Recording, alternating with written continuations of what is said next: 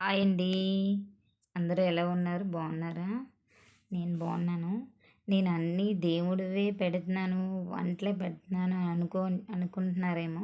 నేను టైలర్‌నండి. హౌస్ వైఫ్‌ని, టైలర్‌ని. నాకు టైలరింగ్ వచ్చు. అవి కూడా పెడతాను. అంటే వచ్చేది శ్రావణ మాసం కదా!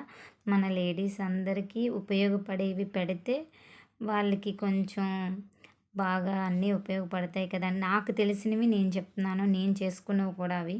అందుకే మీకు చెప్తున్నాను. ఇప్పుడు వరలక్ష్మి వ్రతం కాబట్టి ఈ రోజు నుంచి మీరు సేవ్ చేసుకోండి మనీ. అంటే కాసు కొనుక్కోవడానికి.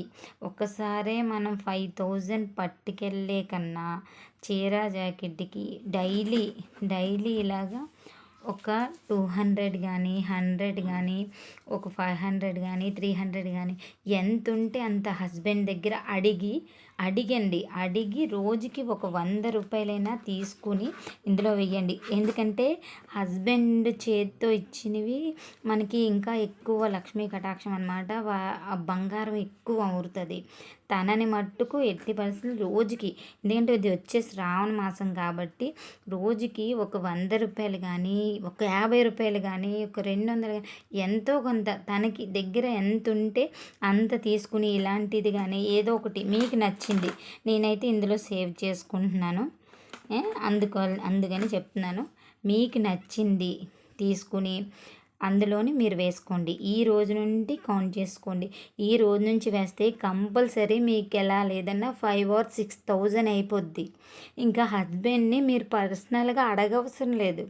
దానివల్ల ఏమవుతుందంటే మనం ఏమైనా నచ్చినవి కొనుక్కోవచ్చు. పూజ సామాన్లు ఏం కానీ, నెక్స్ట్ కాసు కానీ, మెయిన్ కాసండి. కాసు, చీర జాకెట్టు అమ్మవారికి ఇదేంటి అన్ని ఆభరణాలకి అంటే అమ్మవారిని తయారు చేస్తారు. నేనైతే అమ్మవారిని అలంకరిస్తానండి. నేను అమ్మవారి రూపు పెట్టి అమ్మవారిని అలంకరిస్తాను. నేను అష్టలక్ష్మి దేవుళ్ళని పెడతాను చుట్టూ. అంతా ఇదిగా చేస్తానన్నమాట. నేను ప్రాసెస్ ఎక్కువే నాది.